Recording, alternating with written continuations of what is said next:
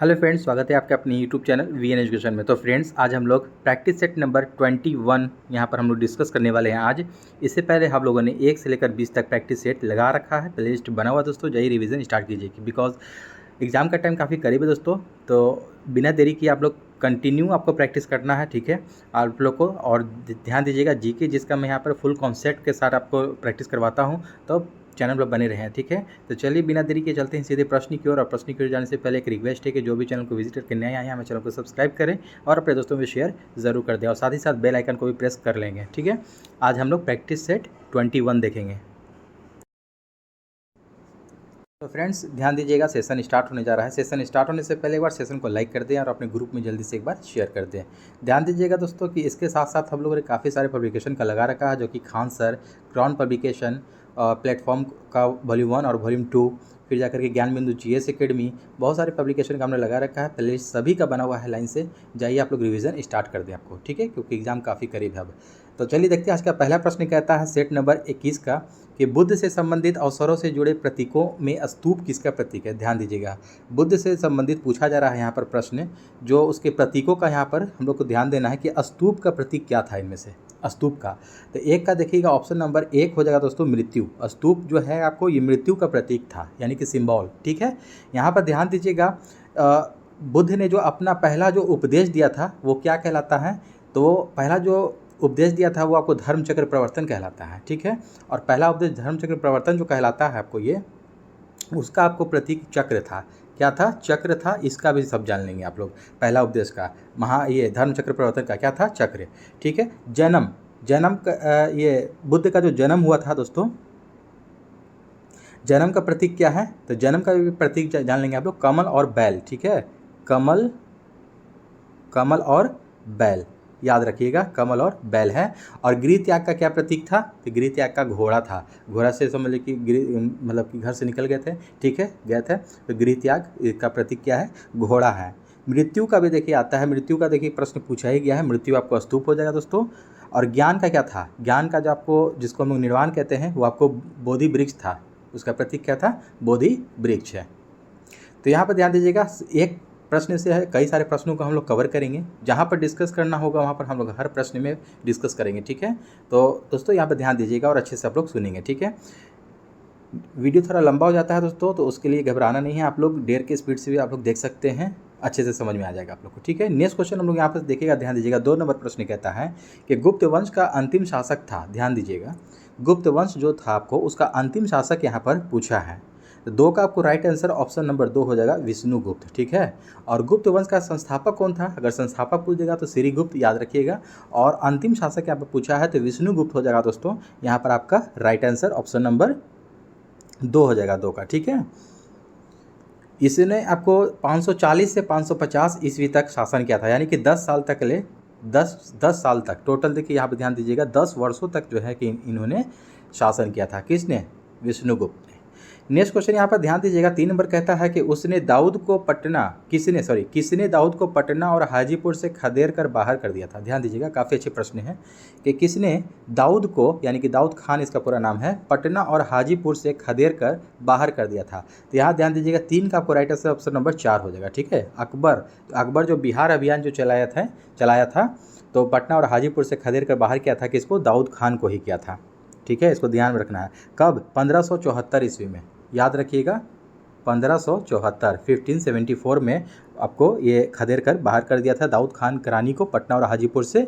और व्यक्ति रूप से जो है कि बिहार अभियान आपको किया था अकबर ने। और 12 जुलाई 1576 को एक भयंकर युद्ध के बाद अंततः दाऊद को पराजय का सामना, यानी कि हार का सामना करना पड़ा और उसे फांसी दे दी गई। किसको? दाऊद को। इसको ध्यान में रखेंगे, 1576 में। नेक्स्ट क्वेश्चन यहाँ पर ध्यान दीजिएगा, यहाँ पर कहता है कि अकबर के राज दरबार में कितने रत्न थे, ठीक है। काफ़ी अच्छे प्रश्न हैं, कितने रत्न थे अकबर के दरबार में? तो 4 का आपको राइट आंसर ऑप्शन नंबर 2 हो जाएगा। टोटल 9 रत्न थे। कितने रत्न थे? 9 रत्न थे आपको अकबर के दरबार में। कौन कौन से थे? आपको 9 रत्न का नाम भी मैं पढ़ देता हूँ।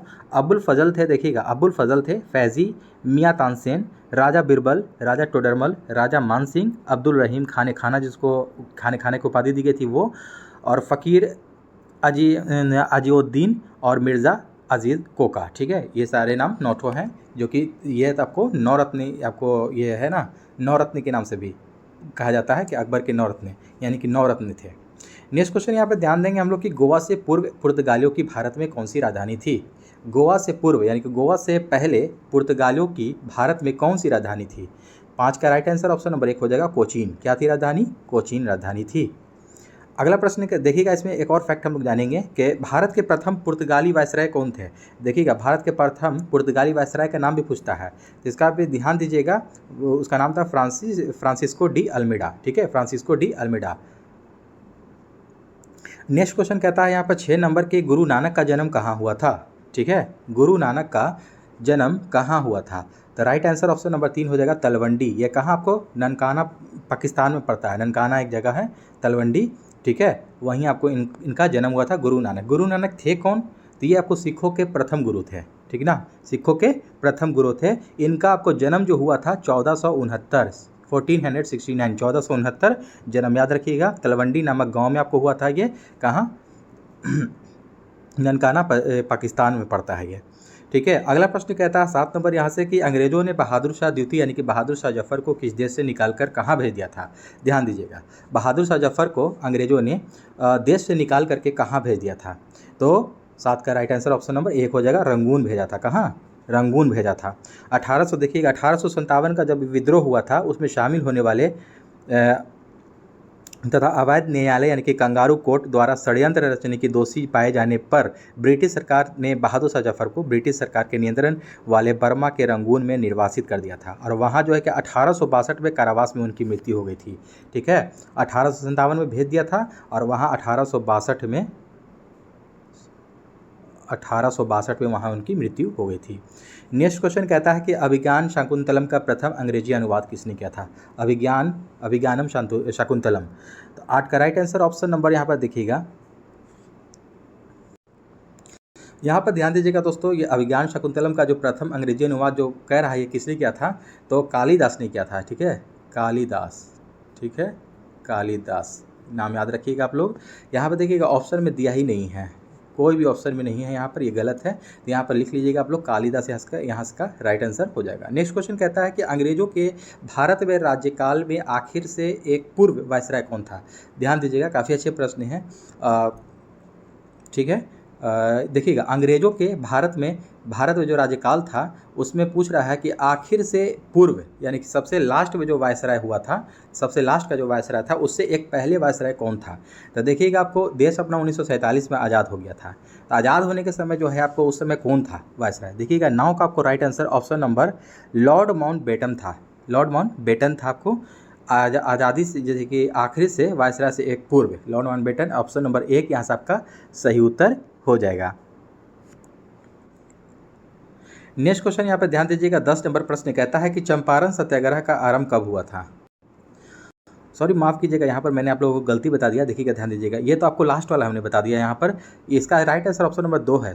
ठीक है ना, 2 है यहाँ पर, लॉर्ड वेवेल। ठीक है, लॉर्ड वेवेल, ये तो अंतिम थे ना, लॉर्ड माउंटबेटन जो अंतिम थे, जो कि 15 अगस्त 1947 तक जब देश आज़ाद हुआ तो उस समय आपको वायसराय यही थे। ठीक ना, तो ये अंतिम हो गए। तो अंतिम से पूर्व पूछा है ना, तो यहाँ पर राइट आंसर ऑप्शन नंबर 2 हो जाएगा, लॉर्ड वेवेल थे। ठीक है, अगला प्रश्न कहता है चंपारण सत्याग्रह का आरंभ कब हुआ था। ठीक है, चंपारण सत्याग्रह का आरंभ कब हुआ था। 10 का ऑप्शन नंबर 2 हो जाएगा 1917 में। कब? 1917 में चंपारण सत्याग्रह का आरंभ हुआ था, शुरू हुआ था।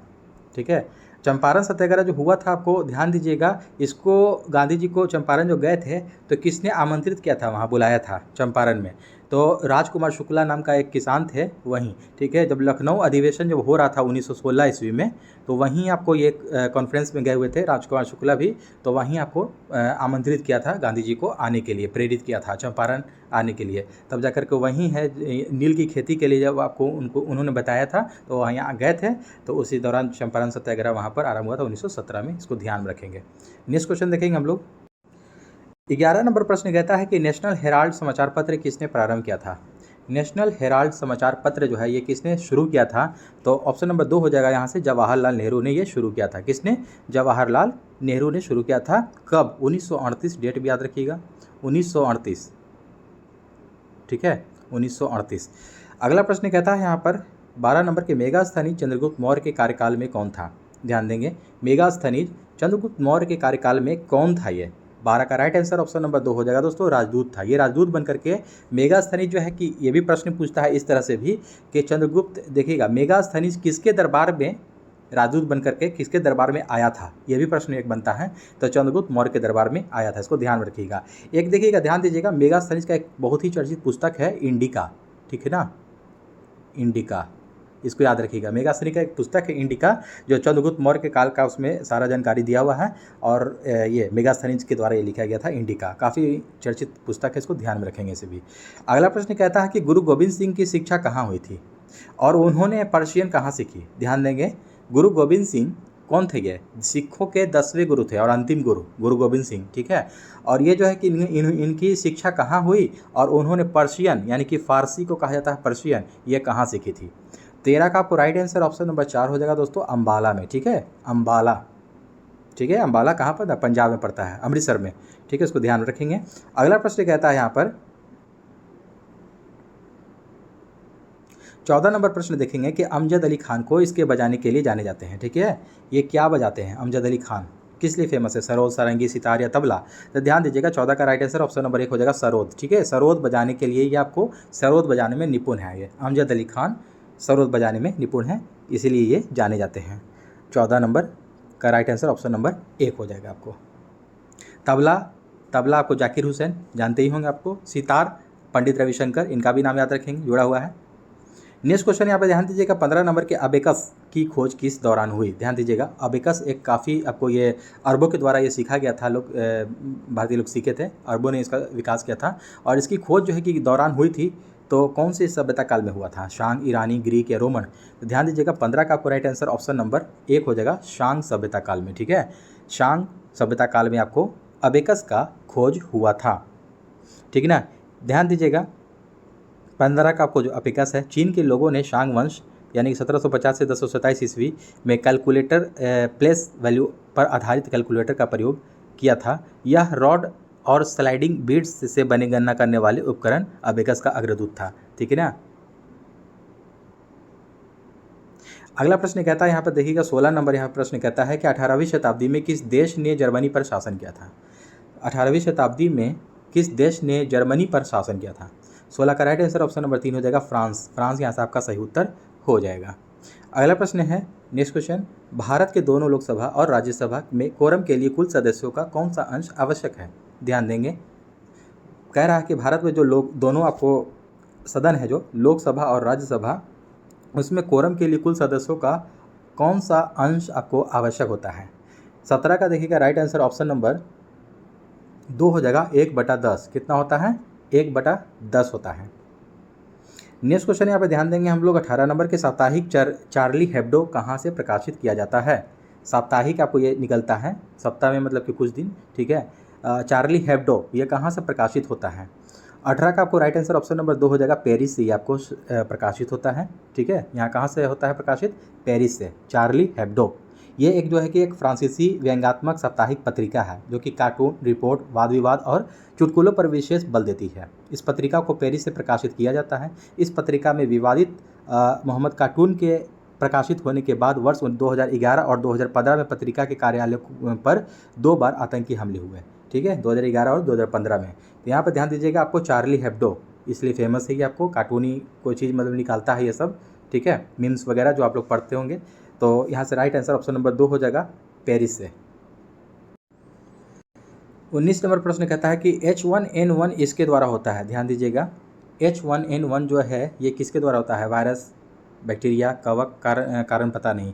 ध्यान दीजिएगा, 19 का आपको राइट आंसर ऑप्शन नंबर यहाँ पर H1N1 जो है इन्फ्लुएंजा आपको यानी कि वायरस से होता है। ऑप्शन नंबर 1 यहाँ से आपका सही उत्तर हो जाएगा, H1N1, ठीक है। ये स्वाइन फ्लू का ये आपको ये इंडिकेशन है, सूत्र है ये स्वाइन फ्लू। और H5N1 एक होता है, ठीक है ना, H5N1 ये आपको बर्ड फ्लू का होता है ये सूत्र, ठीक है। इसको भी दोनों को याद रखना है, ये वायरस के कारण होता है दोनों ही। नेक्स्ट क्वेश्चन कहता है कि यहाँ एक प्रसिद्ध साहित्यिक समारोह प्रतिवर्ष आयोजित किया जाता है, कहाँ एक प्रसिद्ध साहित्यिक समारोह प्रतिवर्ष आयोजित किया जाता है? 20 का राइट आंसर ऑप्शन नंबर 1 हो जाएगा, जयपुर में। कहाँ? जयपुर में होता है, ठीक है। 20 का आपको राइट आंसर ऑप्शन नंबर 1। देखिएगा जयपुर साहित्य जो है कि एक उत्सव, एक वार्षिक साहित्य उत्सव है जिसका आयोजन प्रत्येक वर्ष जनवरी में भारतीय शहर जयपुर में किया जाता है। इसकी स्थापना 2006 में की गई थी और 2008 से इसे टीम वर्क आर्ट्स के द्वारा प्रस्तुत किया गया है। किस नंबर प्रश्न कहता है कि उत्तर प्रदेश का राजकीय फूल क्या है? ध्यान दीजिएगा, यूपी का पूछ रहा है यहाँ से राजकीय फूल क्या है। तो ये देखिएगा, ये प्रश्न जो है आपको रेलवे के एग्जाम में आया हुआ प्रश्न है, ठीक है। तो इसी टाइप का भी प्रश्न पूछता है, तो सब ध्यान दीजिएगा अच्छे से, आप लोग इसको रिवीजन करते रहेंगे। प्लेलिस्ट बना हुआ है दोस्तों, अभी फिर से मैं कह रहा हूँ कि जाइए आप लोग रिवीजन स्टार्ट कीजिए। आप लोग रिवीजन नहीं करते हैं तो और वही है कि कन्फ्यूज़न बन जाता है एग्जामिनेशन में। इजी प्रश्न होता है लेकिन कन्फ्यूज़न के कारण आदमी गलत उत्तर लगा करके चला आता है एग्जामिनेशन में। तो जितना रिवीजन कीजिएगा उतना फ़ायदा करेगा, ठीक है। तो चलिए देखिए, इसका राइट आंसर ऑप्शन नंबर 2 हो जाएगा पलाश, ठीक है। पलाश जो है आपको उत्तर प्रदेश का ये राजकीय फूल है 21 का, ठीक है। 21 का राइट आंसर ऑप्शन नंबर 2 हो जाएगा। और इसका अगर वैज्ञानिक नाम पूछ देगा दोस्तों तो ब्यूटिया मोनोस्पर्मा, याद रखिएगा, ब्यूटिया मोनोस्पर्मा है पलाश का वैज्ञानिक नाम, ठीक है। अगला प्रश्न कहता है, यहाँ पर ध्यान दीजिएगा, 22 नंबर कहता है कि वाल्मीकि राष्ट्रीय उद्यान कहाँ पर है? वाल्मीकि राष्ट्रीय उद्यान कहाँ पर स्थित है? तो 22 का राइट आंसर ऑप्शन नंबर यहाँ पर 3 हो जाएगा दोस्तों, बिहार में। कहाँ? बिहार में स्थित है वाल्मीकि राष्ट्रीय उद्यान। नेक्स्ट क्वेश्चन यहाँ पर ध्यान देंगे, 23 नंबर प्रश्न कहता है कि भारत में प्रथम ऊनी कपड़ों की मिल कहाँ खोली गई? भारत में प्रथम ऊनी कपड़े का जो मिल है आपको ये कहाँ खोला गया? तो 23 का ऑप्शन नंबर 3 हो जाएगा, ये कानपुर में खोला गया, ठीक है, कानपुर में। नेक्स्ट क्वेश्चन देखिएगा 24 नंबर यहाँ पर कि प्राकृतिक रेशम की कितनी मुख्य किस्में हैं? प्राकृतिक रेशम की कितनी मुख्य किस्में हैं? तो 24 का ऑप्शन नंबर 2 हो जाएगा, 4, ठीक है। प्राकृतिक रेशम की कितने हैं? 4, यानी कि 4 है। और ये चारों प्रकार का जो आपको रेशम का जो किस्म है ये अपने भारत में पाया जाता है, ठीक है। इसको ध्यान में रखिएगा आप लोग। कौन कौन सा है 4 प्रकार का रेशम का किस्म? तो यहाँ पर ध्यान दीजिएगा, एक हो जाता है मलबरी, एक टसर, और तीसरा हो जाएगा इरी, और चौथा होता है मूंगा, जिन्हें विश्व में आपको व्यापक स्तर पर जाना जाता है इनको, ठीक है। नेक्स्ट क्वेश्चन यहाँ पर 25 नंबर प्रश्न कहता है कि जालियांवाला बाग कहाँ है? कहाँ पर है जालियांवाला बाग? जो जालियांवाला बाग हत्याकांड हुआ था, कब हुआ था? छोटा डेट के साथ याद रखिएगा, 13 अप्रैल, ठीक है, 13 अप्रैल 1919।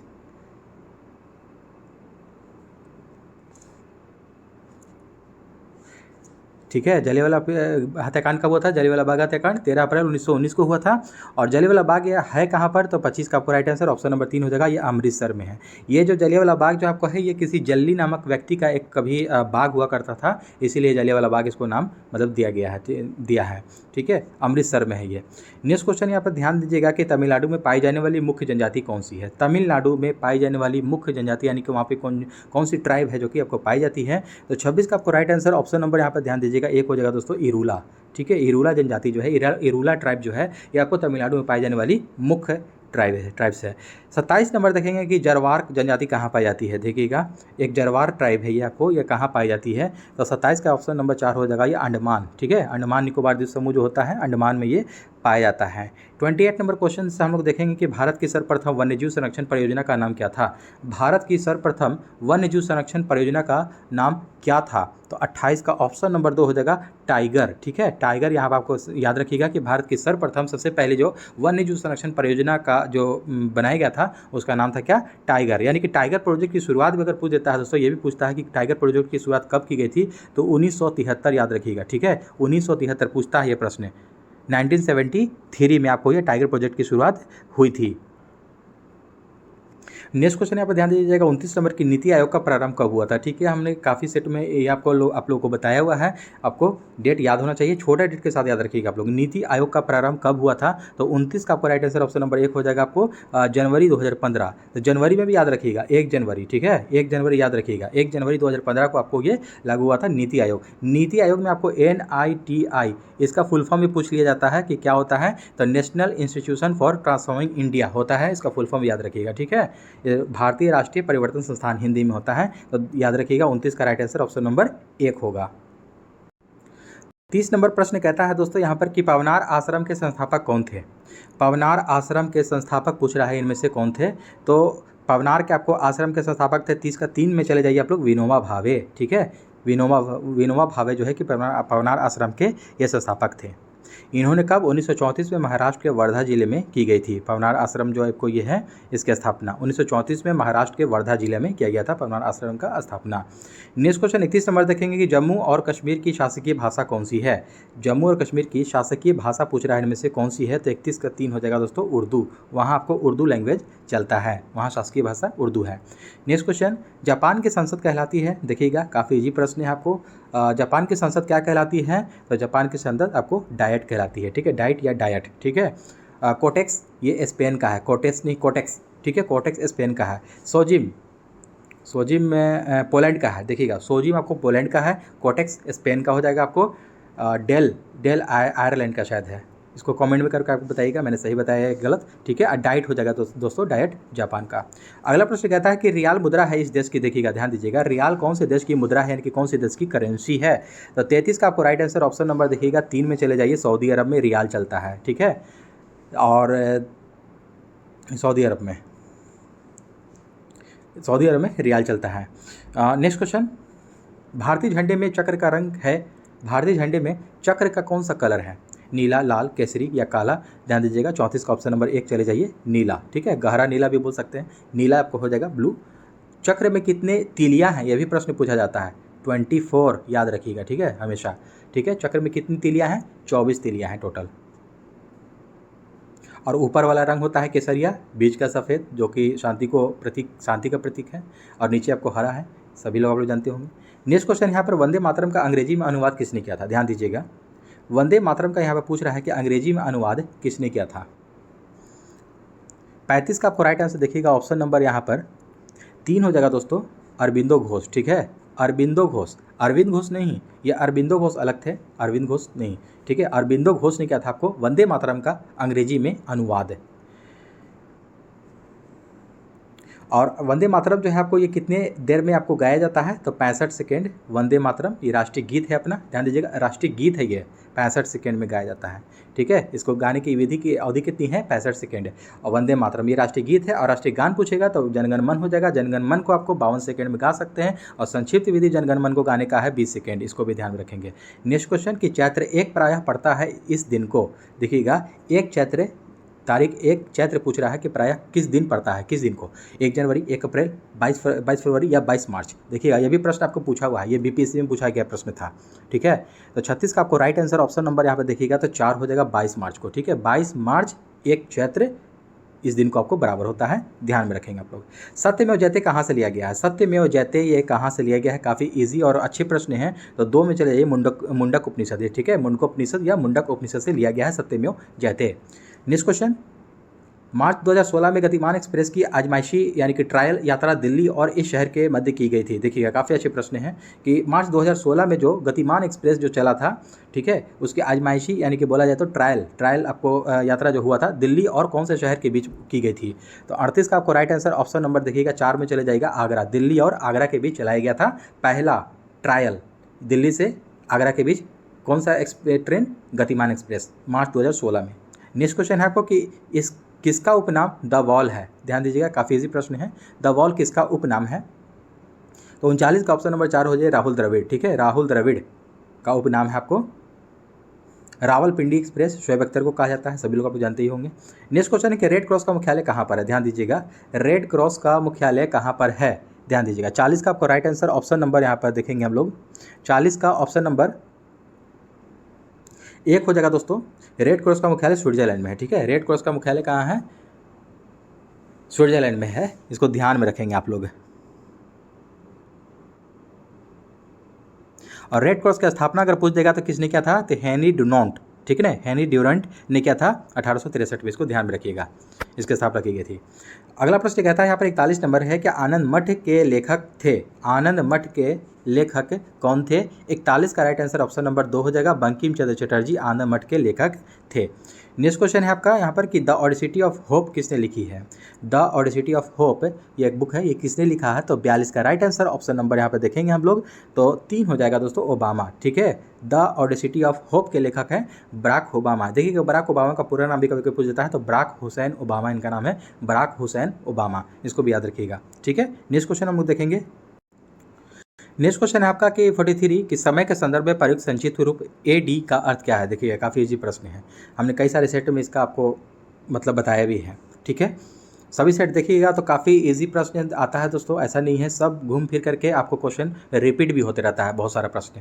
तो जितना वो रिपीट होगा देखिएगा आप लोग उतना जल्दी उसको याद भी हो जाएगा आप लोग को। जैसे ऑप्शन देखिएगा आप लोग मार दीजिएगा आंसर। ठीक है, इसको ध्यान दीजिएगा कि समय के संदर्भ में प्रयुक्त संक्षिप्त रूप AD का फुल फॉर्म पूछ रहा है तो एनो डोमिनी होता है इसका। ठीक है, 43 का ऑप्शन नंबर देखिएगा 2 हो जाएगा एनो डोमिनी। ठीक है, ऑप्शन नंबर 2 हो जाएगा एनो डोमिनी AD का। और BC एक BC आता है। ठीक है, ईसा पूर्व जिसको हम लोग कहते हैं BC का मतलब होता है before of Jesus Christ. Before of Jesus Christ यानी कि यीशु मसीह के जन्म के पहले को ईसा पूर्व कहा जाता था, और यीशु मसीह के जन्म के बाद को जो आपको तारीख आया वो आपको एनो डोमिनी यानी कि AD यानी कि ईस्वी में जाना जाता है उसको। ठीक है, इसको ध्यान में रखेंगे आप लोग। नेक्स्ट क्वेश्चन यहाँ पर देखिएगा 44 शहीदी दिवस किस तिथि को मतलब मनाया जाता है। शहीदी दिवस कब मनाया जाता है। 44 का राइट आंसर ऑप्शन नंबर 3 हो जाएगा दोस्तों, 30 जनवरी। ठीक है, ये क्या है, इस दिन क्या हुआ था तो गांधी जी की मृत्यु हुई थी 30 जनवरी 1948। याद रखिएगा 30 जनवरी 1948 को नाथूराम गोडसे ने 3 गोली मारा था और मार करके इनकी हत्या कर दी थी। तो 30 जनवरी को शहीद दिवस के रूप में मनाया जाता है, इसको ध्यान में रखेंगे आप लोग। और वैलेंटाइन डे 14 फरवरी, इसको याद रखिएगा। नेक्स्ट क्वेश्चन यहाँ पर ध्यान दीजिएगा, आपको 45 नंबर को प्रश्न कहता है कि अपने मोबाइल फ़ोन तक पहुँच नहीं हो पाने यानी कि एक्सेस खोने का डर क्या कहलाता है। अपने मोबाइल फ़ोन तक पहुँच नहीं हो पाने यानी कि एक्सेस खोने का डर क्या कहलाता है। तो 45 का राइट आंसर ऑप्शन नंबर 1 हो जाएगा नोमोफोबिया। ठीक है, नोमोफोबिया ये कहलाता है। 46 नंबर प्रश्न यहाँ पर कहता है दोस्तों कि सत्यजीत रे के द्वारा निर्देशित सर्वप्रथम चलचित्र था। ध्यान दीजिएगा, सत्यजीत रे के द्वारा निर्देशित सर्वप्रथम चलचित्र कौन सा था। अपराजितो, जलसाघर, चारुलता, पाथेर पंचाली। यहाँ पर ध्यान दीजिएगा, काफ़ी आपको पॉपुलर क्वेश्चन है, कई बार पूछा जाता है ये प्रश्न। तो 46 का राइट आंसर ऑप्शन नंबर 4 हो जाएगा पाथेर पंचाली। ठीक है, पाथेर पंचाली सत्यजीत रे के द्वारा सर्वप्रथम चलचित्र था पाथेर पंचाली। ठीक है, इसको याद रखिएगा। पाथेर पंचाली जो है कि आपको ये सत्यजीत रे के द्वारा आपको ये हिंदी फीचर फिल्म थी, ये आया था कब तो 1955 में। डेट भी याद रख लीजिएगा 1955। नेक्स्ट क्वेश्चन यहाँ पर 47 नंबर कहता है कि भारत का सबसे बड़ा संग्रहालय कहाँ पर है। भारत का सबसे बड़ा संग्रहालय पूछ रहा है, तो 47 का राइट आंसर ऑप्शन नंबर 3 हो जाएगा, कोलकाता में है। कोलकाता में है सबसे बड़ा संग्रहालय, 47 का 3 हो जाएगा। यानी कि इंडियन म्यूजियम का भारत का सबसे बड़ा और सबसे प्राचीनतम संग्रहालय है इंडियन म्यूजियम। नेक्स्ट क्वेश्चन यहाँ पर ध्यान दीजिएगा, 48 नंबर प्रश्न कहता है कि पंचतंत्र किसके द्वारा लिखा गया था, यानी कि किसने लिखा था। पंचतंत्र के लेखक बने को कौन है, तो विष्णु शर्मा। यहाँ से हो जाएगा ऑप्शन नंबर 1 हो जाएगा यहाँ से विष्णु शर्मा। पंचतंत्र के लेखक विष्णु शर्मा। 49 नंबर प्रश्न कहता है कि कौन अपने आयुर्वेद के ज्ञान के लिए प्रसिद्ध था। आयुर्वेद के ज्ञान के लिए कौन अपने आयुर्वेद के ज्ञान के लिए प्रसिद्ध था। तो 49 का आपको राइट आंसर देखिएगा तो ऑप्शन नंबर 3 हो जाएगा दोस्तों, धन्वंतरी। ठीक है, धन्वंतरी आयुर्वेद के ज्ञान के लिए फेमस था। 50 नंबर प्रश्न कहता है यहाँ पर ध्यान दीजिएगा कि IPL क्रिकेट का आरंभ कब हुआ था। ध्यान दीजिएगा, IPL क्रिकेट का आरंभ कब हुआ था। तो 50 का राइट आंसर ऑप्शन नंबर 3 हो जाएगा। IPL की शुरुआत 2008 में हुई थी। सभी लोग आप लोग जो शुरू से देख रहे होंगे तो ऐसे ही उनको याद होगी। ठीक है, तो 50 का आपको राइट आंसर ऑप्शन नंबर 3 हो जाएगा। IPL का फुल फॉर्म अगर पूछ देगा दोस्तों ये भी जान लीजिए, इंडियन प्रीमियर लीग होता है। क्या होता है, Indian Premier League. Next question यहाँ पे देखेंगे हम लोग, 51 नंबर प्रश्न कहता है, यहाँ से ध्यान दीजिएगा, हम लोग सामान्य विज्ञान का अब हम लोग क्वेश्चन का डिस्कस करेंगे, यहाँ पर एनालाइज करेंगे। गणित और रीजनिंग के लिए आप लोग PDF ले लीजिएगा, टेलीग्राम ज्वाइन कर लीजिए, वहाँ से लिंक आपको डिस्क्रिप्शन बॉक्स में मिल जाएगा। 51 नंबर देखिएगा प्रश्न कहता है कि लाइपेज के द्वारा वसा के जलीय अपघटन पर मिलता है। ध्यान देंगे, लाइपेज के द्वारा जो वसा जो होता है, फैट हमारे शरीर में जो होता है, उसके जलीय अपघटन पर क्या मिलता है। जलीय अपघटन जब होगा तो क्या प्राप्त होगा। 51 का आपको राइट आंसर ऑप्शन नंबर यहाँ पर 2 हो जाएगा दोस्तों, वसीय अम्ल और ग्लिसरॉल। क्या होता है, वसीय अम्ल और ग्लिसरॉल प्राप्त होता है। नेक्स्ट क्वेश्चन, भारतीय मानक समय ग्रीनविच माध्य समय से इतना आगे है। देखिए काफ़ी अच्छे प्रश्न हैं कि भारतीय मानक समय जो है कि ग्रीनविच माध्य से कितना समय आगे है। ठीक है, ये तो पॉजिटिव में है अपना भारत का जो मानक समय है, जो इसको भी ध्यान रखिएगा। तो 52 का आपको राइट आंसर ऑप्शन नंबर 1 हो जाएगा, 5.5 घंटा आगे है। इसको प्लस लगा दीजिए, यहाँ पर ध्यान रखिएगा, पॉजिटिव में है, आगे है। ठीक है, 5.5 घंटा आगे है। ठीक है, भारतीय मानक समय जो है कि भारत के कितने राज्य से होकर गुजरती है, ये भी एक प्रश्न पूछा जाता है, इसको भी जान लीजिए। 5 राज्य से होकर गुजरती है। कौन कौन सा राज्य है, उत्तर प्रदेश, आंध्र प्रदेश, मध्य प्रदेश, छत्तीसगढ़ और एक उड़ीसा हो जाएगा। ये 5 राज्य जो हैं ये आपको भारतीय मानक समय ग्रीनविच माध्य से होकर गुजरता है, ये आपको ध्यान में रखना है। ये आपको भारतीय मानक समय जो है कि एग्जैक्ट कहाँ से गुजरता है, तो इलाहाबाद के मिर्ज़ापुर, ठीक है, इलाहाबाद के मिर्ज़ापुर से गुजरता है, इसे भी ध्यान में रखेंगे। 3 प्रश्न देखिए इससे बनता है। और ध्यान दीजिएगा एक ट्रिक है इसका, 5 राज्य याद रखने का जो जहाँ से होकर गुजरती है। तो उत्तर आंध्रा माही छतरी लेकर उड़ा, ठीक है, इसको आप लोग लिख लीजिएगा, कॉपी में नोट डाउन कर लें, ठीक है।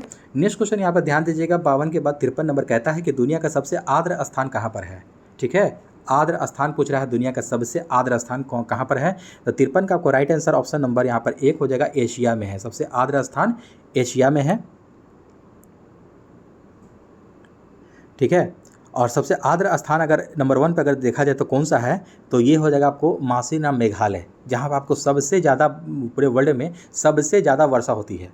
मासीनाम मेघालय, यहाँ पर ध्यान दीजिएगा सबसे आर्द्र। तो यहाँ पर ध्यान दीजिएगा आपको आर्द्र स्थान से देखिए एक और यहाँ पर प्रश्न मैं आपको बता दूंगा कि आपको जो एक रामसर साइट है, जिसको आर्द्र स्थल दिवस जो मनाया जाता है, तो रामसर साइट दिवस कब मनाया जाता है, इसको भी याद कर लीजिएगा आप लोग, काफ़ी अच्छे प्रश्न है। 2 फरवरी, ठीक है, 2 फरवरी को रामसर साइट दिवस मनाया जाता है, विश्व आर्द्रता दिवस। 54 नंबर प्रश्न कहता है कि मानचित्र में समुद्र की समान गहराइयों को जोड़ने वाली रेखाओं को क्या कहते हैं। मानचित्र में समुद्र की समान गहराई को जोड़ने वाली रेखाओं को हम लोग किससे आपको दर्शाते हैं, क्या कहते हैं उसको हम लोग, आइसोनॉर्मल, आइसोगोनल, आइसोबाथ या आइसोहिप्स। ध्यान दीजिएगा 54 का आपको राइट आंसर ऑप्शन नंबर यहाँ पर 3 हो जाएगा, आइसोबाथ, ठीक है, यानी कि समान समुद्र की गहराई आइसोबाथ यहाँ पर हो जाएगा, ठीक है। नेक्स्ट क्वेश्चन कि यह एक ठंडी और शुष्क वायु है, कौन इसमें से ठंडी और शुष्क वायु है। तो 55 का राइट आंसर ऑप्शन नंबर 3 हो जाएगा, बोरा, ठीक है, बोरा जो है कि ठंडी और शुष्क वायु है। 56 नंबर प्रश्न देखेंगे कि यह नदी दिल्ली में है, ध्यान दीजिएगा, काफ़ी इजी प्रश्न है। दिल्ली आप लोग गए होंगे या दिल्ली से जो होंगे तो ये जरूर देखते ही होंगे। ध्यान दीजिएगा दिल्ली में आपको कौन सी नदी है, तो यहाँ पर ध्यान दीजिएगा आपको 56 का राइट आंसर ऑप्शन नंबर 4 हो जाएगा, यमुना, जो कि काफ़ी दूषित नदी हो गई है, अब काफ़ी एकदम काला काला दिखता है देखने में, ठीक है। तो यमुना नदी, ठीक है, यमुना नदी जो है कि दिल्ली में है, यानी कि इनफैक्ट यानी कि दिल्ली आपको यमुना नदी के किनारे बसा हुआ शहर है, ठीक है। अयोध्या आपको सरयू नदी के किनारे बसा हुआ है, ये भी प्रश्न आता है तो ध्यान दीजिएगा। कानपुर गंगा नदी के किनारे बसा हुआ है। अगर पटना आपने पूछ दिया कि किस नदी के संगम पर है, तो यहाँ पर ध्यान दीजिएगा पटना आपको गंगा और सोन के संगम पर बसा हुआ शहर है। नेक्स्ट क्वेश्चन, इरावदी नदी इसमें जा मिलती है, इरावदी नदी है किस में जाकर के मिल जाती है, यानी कि इसका मुहाना पूछ रहा है, यहाँ कहाँ जाकर मिल जाती है। तो 57 का राइट आंसर ऑप्शन नंबर 1 में चले जाइए, बंगाल की खाड़ी में इरावदी नदी जाकर के गिरती है, यानी कि मिल जाती है, ठीक है। नेक्स्ट क्वेश्चन है कि नदी का एक उथला विस्तार जो पैदल या गाड़ी से पार किया जा सके क्या कहलाता है। नदी का एक उथला विस्तार जो पैदल या गाड़ी से पार किया जा सकता है उसे क्या कहते हैं। तो 58 का ऑप्शन नंबर 1 हो जाएगा, फ्योर्ड कहते हैं उसको हम लोग, क्या कहते हैं, फ्योर्ड कहते हैं। नेक्स्ट क्वेश्चन यहाँ पर देखिएगा 59 नंबर प्रश्न कहता है कि दुनिया का सबसे बड़ा द्वीप कौन सा है। दुनिया का सबसे बड़ा द्वीप कौन सा है, तो बोर्नियो, होंशु, ग्रीनलैंड या क्यूबा। तो 59 का राइट आंसर ऑप्शन नंबर 3 में चले जाइए, ग्रीनलैंड जो है कि ये दुनिया का सबसे बड़ा द्वीप है, ग्रीनलैंड, ठीक है ना। जो कि आपको ग्रीनलैंड जो है आपको यह स्थान कहाँ पर पड़ता है, तो उत्तरी अटलांटिक, डेनमार्क, ठीक है, डेनमार्क उत्तरी अटलांटिक में ये आपको पड़ता है, जो कि सबसे बड़ा द्वीप है ये आपको। और बोर्नियो अगर पूछेगा तो देखिएगा बोर्नियो ये पश्चिम मध्य प्रशांत महासागर में ये पाया जाता है। इंडोनेशियाई दक्षिण भाग, ब्रुनेई और मलेशिया उत्तरी भाग में पड़ता है ये। और क्यूबा के बारे में पूछा जाए तो क्यूबा आपको कैरिबियन सागर गणराज्य में आपको ये पड़ता है। नेक्स्ट क्वेश्चन 60 नंबर यहाँ पर प्रश्न देखेंगे कि यह एक संग्रथित फल है, ध्यान दीजिएगा कौन सा इसमें से एक संग्रथित फल है, शहतूत, स्ट्रॉबेरी, शरीफा या लीची। 60 का राइट आंसर ऑप्शन नंबर 1 हो जाएगा, शहतूत जो है कि यह एक संग्रथित फल है। बहुल या संग्रथित फल, फूलों के समूह जिसे पुष्पन कहते हैं से निर्मित एक फल है, क्या है, शहतूत। नेक्स्ट क्वेश्चन 61 नंबर प्रश्न कहता है कि ग्राज शहर यहाँ पर है, ग्राज शहर कहाँ पर स्थित है, भारत में, ऑस्ट्रिया, ऑस्ट्रेलिया, अंगोला। 61 का राइट आंसर ऑप्शन नंबर 2 में चले जाइए, ऑस्ट्रिया में है, नॉट ऑस्ट्रेलिया, ठीक है, ऑस्ट्रिया में है ये ग्राज शहर। नेक्स्ट क्वेश्चन 62 नंबर कहता है कि मात्रा UT+T चिन्हों का अर्थ सामान्य है का आयाम है, क्या हो जाएगा, आपको ध्यान देंगे मात्रा है एक UT+T चिन्हों का अर्थ सामान्य है, यह आयाम है, यह किसका है। तो 62 का ऑप्शन नंबर यहाँ पर देखिएगा तो 3 हो जाएगा दोस्तों, LT का है, ठीक है, LT UT+T आपको जो वीमा पूछ रहा है तो UT+T आपको LT का हो जाएगा राइट आंसर यहाँ से आपका। नेक्स्ट क्वेश्चन कि क्लासिकल भौतिकी के नियम इन कणों पर लागू होते हैं जिनका आकार है कितना है आपको। क्लासिकल भौतिकी के नियम के इन कणों के ऊपर लागू होते हैं जिनका आकार कितना होता है, तो 63 का ऑप्शन नंबर 2 हो जाएगा आपको, ग्रेटर देन 10⁻⁻8 मीटर। ठीक है। नेक्स्ट क्वेश्चन, कार का एक पहिया जो सड़क पर चल रहा है, अगर सड़क पर चल रहा है तो वो क्या क्या मतलब पैदा करेगा, तो ध्यान लगाइए आप लोग क्या क्या होगा सोचिए। तो 64 का देखिएगा यहाँ पर आपको सही उत्तर ऑप्शन नंबर 2 में ही देखिएगा यहाँ पर दे रहा है, ऐसेथिक घर्षण, फिर उसके बाद हो जाएगा जाकर के गतिज घर्षण, फिर उसका रॉली घर्षण। ऑप्शन नंबर 2 यहाँ से सही हो जाएगा 64 का। ठीक है, ऐसेथिक घर्षण हो जाएगा, पोटेंशियल आपको घर्षण हो जाएगा इसमें, और फिर उसके बाद आपको पोटेंशियल एनर्जी में लगता है ना, फिर गतिज हो जाएगा घर्षण, फिर उसके बाद रोलिंग घर्षण। यहाँ ऑप्शन नंबर 2 सही हो जाएगा यहाँ पर राइट आंसर। ठीक है, यहाँ पर देखिएगा ये आपको पूछ रहा है यहाँ पर कि कौन कौन किसे कम है, तो देखिएगा ऐसेथिक घर्षण ग्रेटर देन, ठीक है, यानी कि इससे फिर ज़्यादा गतिज घर्षण फिर लगता है, फिर इससे भी ज़्यादा रोलिंग घर्षण लगता है। ऑप्शन नंबर 2 यहाँ से सही उत्तर है। नेक्स्ट क्वेश्चन यहाँ पर 65 नंबर की ध्वनि की गति v और माध्यम का घनत्व p के मध्य का यह संबंध है, तो 65 का आपको राइट आंसर ऑप्शन नंबर 2 हो जाएगा, b ∝ √1/p। p नहीं है ये, कोई सिंबल है ये, ठीक ना, लेकिन p याद कर लीजिए आप लोग। ठीक है, यह होता है आपका सिंबल। ठीक है, b ∝ √1/p। नेक्स्ट क्वेश्चन यहाँ पर ध्यान देंगे कि बैगनी प्रकाश के लेमडा, इसको लेमडा कहते हैं, ठीक ना, इसको लेमडा ये कहते हैं। लेमडा का प्रास nm में है कितना है, बैगनी प्रकाश का पूछ रहा है, बैगनी कलर का, बैगनी लाइट का। तो 66 का आपको राइट आंसर ऑप्शन नंबर 1 में चला जाइए, 450 से 500। ठीक है, 450 से 500 होता है लेमडा का प्रास बैगनी रंग का। नेक्स्ट क्वेश्चन यहाँ पर ध्यान दीजिएगा, 66 के बाद 67 नंबर प्रश्न कहता है कि एक रोगी के शरीर के अंदर देखने के लिए क्या उपयोगी है। अगर एक कोई पेशेंट है, उसके शरीर के अंदर के अगर पार्ट को अगर देखना है तो क्या उपयोगी हो जाएगा, अवतल लेंस, उत्तल लेंस, प्रकाशीय तंतु या प्रिज्म में। तो 67 का आपको राइट आंसर ऑप्शन नंबर 3 हो जाएगा। आप लोग जिसका आपको एक्सरे हुआ होगा, आप लोग सभी लोग जानते होंगे कि प्रकाशीय तंतु का यूज़ होता है, जो कि एक्सरे के माध्यम से ये आपको देखा जाता है रोगी के शरीर के अंदर के चीज़ को क्या होता है। कभी जैसे हड्डी वगैरह किसी का फ्रैक्चर हो गया, बाल पर गया, टूट गया, जो भी है, तो एक्सरे करवाते हैं ना, वही प्रकाशीय तंतु हो गया। ठीक है, लाइट के माध्यम से जो होता है वो देखा जाता है। नेक्स्ट क्वेश्चन है कि उत्तरी गोलार्ध में सबसे लंबी रात्रि कब होती है। उत्तरी गोलार्ध में सबसे लंबी रात्रि कब होती है, कौन से डेट को होती है और उत्तरी गोलार्ध में। ठीक है, नॉर्थ, साउथ, ईस्ट, वेस्ट, तो और उत्तरी गोलार्ध में पूछ रहा है यहाँ पर। ठीक है, तो नेक्स्ट क्वेश्चन देखिएगा, 68 का आपको राइट आंसर ऑप्शन नंबर 2 हो जाएगा, उत्तरी गोलार्ध में पूछ रहा है सबसे लंबी रात्रि कब होती है, तो 68 का ऑप्शन नंबर 2 हो जाएगा। ठीक है, 22 दिसंबर। ऑप्शन नंबर 2 यहाँ से आपका सही उत्तर हो जाएगा। नेक्स्ट क्वेश्चन यहाँ पर देखिएगा, ध्यान दीजिएगा, आपको दो बिंदुओं के अवशेष के मध्य बल F और उनके मध्य दूरी r के बीच संबंध क्या हो जाएगा। तो 69 का आपको राइट आंसर देखेंगे हम लोग, तो इसका राइट आंसर ऑप्शन नंबर देखिएगा तो यहाँ पर 4 हो जाएगा, F ∝ 1/r²। ठीक है, F ∝ 1/r²। 70 नंबर प्रश्न कहता है कि एक लौह चुंबकीय पदार्थ के लिए उसकी चुंबकीय सुग्राहिता के लिए यह सत्य है। तो एक लौह चुंबकीय पदार्थ के लिए उसकी चुंबकीय सुग्राहिता के लिए सत्य क्या हो जाएगा, तो 70 का ऑप्शन नंबर 2 हो जाएगा, अधिक हो जाएगा, ये चुंबकीय सुग्राहिता के लिए अधिक हो जाएगा ये। नेक्स्ट क्वेश्चन कि जब प्रकाश दूसरे माध्यम के अंदर जाता है तो क्या होता है। जब प्रकाश, ठीक है, दूसरे माध्यम के अंदर जाता है तो क्या होता है। 71 का ऑप्शन नंबर 2 हो जाएगा, उसकी आवृत्ति में परिवर्तन नहीं आता है। ठीक है, उसकी जो फ्रीक्वेंसी जो होती है, आवृत्ति, ये उसका नहीं बदलता है, कोई परिवर्तन नहीं होता है। तरंगदैर्घ्य बदल जाती है। ठीक है, इसको ध्यान में रखेंगे, तरंगदैर्घ्य बदल जाती है। नेक्स्ट क्वेश्चन यहाँ पर ध्यान दीजिएगा, आपको 72 नंबर प्रश्न कहता है कि दो संख्याओं x और y का महत्तम समापवर्तक और लघुत्तम समापवर्त। यहाँ से देखिएगा, यहाँ पर आपको मैथ का प्रश्न आ गया है, तो मैथ के लिए आपको और रीजनिंग के लिए मैं आपको PDF दे दूंगा, वहाँ से आप लोग प्रैक्टिस कीजिएगा। ठीक है, 83 नंबर पर देखिएगा, प्रश्न कहता है कि चक्रण क्वांटम संख्या के कितने मान संभव हैं। चक्रण क्वांटम संख्या के कितने मान संभव हैं, तो यहाँ पे ध्यान दीजिएगा, 83 का राइट आंसर ऑप्शन नंबर 1 हो जाएगा, 2। 84 नंबर प्रश्न कहता है कि एक धातु के फॉस्फेट का सूत्र MHPO4 है, इसके क्लोराइड का सूत्र क्या हो जाएगा। तो 84 का राइट आंसर ऑप्शन नंबर 3 हो जाएगा, MCl2।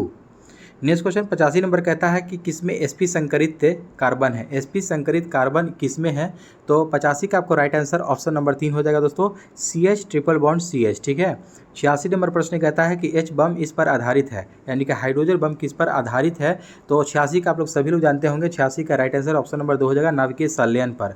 और जो परमाणु बम जो होता है नाभिकीय विखंडन पर आधारित होता है, दोनों आप लोग याद रखिएगा। नेक्स्ट क्वेश्चन देखेंगे 87 नंबर प्रश्न है कि इसका ऑक्सीकरण अंक सदैव 1 होता है। इसका ऑक्सीकरण अंक सदैव हमेशा 1 होता है, तो 87 का ऑप्शन नंबर 1 हो जाएगा F, यानी कि फ्लोरीन का, ठीक है। नेक्स्ट क्वेश्चन है कि CO2 के 1 मोल में होते हैं, CO2 के यानी कि कार्बन डाइऑक्साइड के 1 मोल में कितने परमाणु होते हैं। 88 का ऑप्शन नंबर 4 हो जाएगा दोस्तों यहाँ से, कि 6 × 10⁻23 कार्बन परमाणु होते हैं। नेक्स्ट क्वेश्चन कि N2 + O2 reacted by 2NO के लिए क्या होता है, यहाँ पर देखिएगा सही आंसर, तो 89 का आपको राइट आंसर ऑप्शन नंबर 1 हो जाएगा दोस्तों, Kc = Kp, ठीक है। नेक्स्ट क्वेश्चन यहाँ पर ध्यान देंगे हम लोग कि सिद्धांत देखिएगा डेल्टा P × डेल्टा X के लिए ग्रेटर देन इक्वल H/4π के लिए, यहाँ पर ये किसका सिद्धांत ये दर्शा रहा है ये, ठीक है। तो 90 का आपको राइट आंसर ऑप्शन नंबर 2 हो जाएगा, हाइजेनबर्ग का अनिश्चितता सिद्धांत है ये, delta P × delta X greater than equal H/4π, ये जो हो जाएगा आपको हाइजेनबर्ग का अनिश्चितता सिद्धांत दर्शाता है। नेक्स्ट क्वेश्चन है कि कार्बन 6 हाइड्रोजन 14, ठीक है, C6H14 के कितने अचक्रीय श्रृंखला समावयवी संभव है। 91 का आपको राइट आंसर ऑप्शन नंबर यहाँ पर ध्यान दीजिएगा, 91 का ऑप्शन नंबर 3 हो जाएगा, राइट आंसर 5 हो जाएगा यहाँ से सही उत्तर इसका। नेक्स्ट क्वेश्चन है कि यदि दोनों जनकों का रुधिर वर्ग AB हो तो उनके बच्चों के संभावित रुधिर वर्ग होंगे। अगर यदि दोनों जनक यानी कि ये दोनों जनक जो है आपको हस्बैंड वाइफ, उसके रुधिर वर्ग जो है आपको AB है अगर ब्लड ग्रुप, ठीक है, तो उसके बच्चों में संभावित ब्लड ग्रुप कौन सा होगा। 92 का आपको राइट आंसर ऑप्शन नंबर यहाँ पर ध्यान दीजिएगा, तो 92 का 2 में चले जाइए, A भी हो सकता है, B भी हो सकता है और AB भी हो सकता है, तो ऑप्शन नंबर 2 यहाँ से सही उत्तर होगा। भूख लगने पर कोई व्यक्ति सर्वप्रथम उपयोग करता है, ध्यान दीजिएगा, भूख लगने पर कोई व्यक्ति सर्वप्रथम उपयोग करता है, तो 93 का ऑप्शन नंबर 1 हो जाएगा, ग्लाइकोजेन का उपयोग करता है। भूख लगने पर कोई व्यक्ति सर्वप्रथम किसका उपयोग करता है, यूज़ करता है, तो ग्लाइकोजेन का। 94 नंबर प्रश्न कहता है कि यह एक प्रोटीन नहीं है, यह एक प्रोटीन में से नहीं है, कोलेजन, इलास्टिन, रेशम, लिम्फोसाइट, तो 94 का ऑप्शन नंबर 4 हो जाएगा, लिम्फोसाइट एक प्रोटीन नहीं है। कोलेजन, इलास्टाइन और रेशम ये सब आपको प्रोटीन है कि, लेकिन लिम्फोसाइट प्रोटीन नहीं है। दोस्तों देखिएगा यहाँ पर एक थोड़ा सा इसमें प्रश्न संख्या इसमें जो बढ़ गया है, 75 से ज़्यादा हुआ हुआ है इसमें, तो इसलिए थोड़ा वीडियो लंबा हो रहा है, तो आप लोग इसको डबल स्पीड से या 1.5 की स्पीड से आप लोग इसको देख करके वीडियो अपना कंप्लीट कर सकते हैं वीडियो को, ठीक है। नेक्स्ट क्वेश्चन यहाँ पर 95 नंबर प्रश्न कहता है कि यह आयन रुधिर प्लाज्मा में उपस्थित नहीं होता है, तो 95 का राइट आंसर ऑप्शन नंबर 4 हो जाएगा आपको, Cu++। 96 नंबर प्रश्न है कि इसकी पोषण विधि होलोफाइटिक है, किसकी पोषण विधि जो है कि होलोफाइटिक है। 96 का राइट आंसर ऑप्शन नंबर 3 हो जाएगा, यूग्लिना यहाँ से आपका सही उत्तर हो जाएगा। 97 नंबर क्वेश्चन हो जाएगा कि यह एस्ट्रॉयड स्रावित करता है, ठीकएगा, यह एस्ट्रॉयड स्रावित करता है, तो 97 का आपको राइट आंसर ऑप्शन नंबर 3 हो जाएगा, अग्न्याशय, ठीक है, पैंक्रियाज, अग्न्याशय जो है कि एस्ट्रॉयड स्रावित करता है। नेक्स्ट क्वेश्चन कि यह श्वसन श्रृंखला का उपयोग कर पादप कोशिकाओं में ऊर्जा का उत्पाद करता है, तो कौन। 98 का ऑप्शन नंबर 2 हो जाएगा, माइटोकॉन्ड्रिया, माइटोकॉन्ड्रिया जो है कि श्वसन श्रृंखला का उपयोग करके एक पादप कोशिकाओं में ऊर्जा यानी कि एनर्जी उत्पाद करता है। 99 नंबर क्वेश्चन हो जाएगा कि विषाणुओं में होता है, तो क्या होता है, विषाणुओं में क्या होता है। 99 का 4 हो जाएगा दोस्तों, या तो RNA या DNA होता है विषाणु यानी कि वायरस में। और 100 नंबर यहाँ पर देखिएगा क्वेश्चन यहाँ पर कहता है, जो कि ये अंतिम प्रश्न हो जाएगा इस सेट का, एक पायस में परिक्षेपित कणों का आकार इस प्रास में होता है, यानी कि कितना प्रास में यानी कि रेंज में होता है, तो 100 का देखिएगा यहाँ पर राइट आंसर ऑप्शन नंबर 2 हो जाएगा, 10 एंगस्ट्रॉम से 100 एंगस्ट्रॉम। देखिएगा ये एंगस्ट्रॉम का ये सिंबल है, ठीक है ना, एक ऊपर आपको गोल सा एक बिंदु है, तो एंगस्ट्रॉम इसको बोला जाता है, जो आपको मापा जाता है इसमें, तो 10 एंगस्ट्रॉम से 100 एंगस्ट्रॉम के बीच होता है एक पायस में परिक्षेपित कणों का आकार, ठीक है। तो दोस्तों आई होप कि ये सेशन अच्छा लगा तो हमारे चैनल को सब्सक्राइब करें और अपने दोस्तों को शेयर ज़रूर कर दें। तो चलिए मिलते हैं एक और नेक्स्ट सेट में। जय हिंद।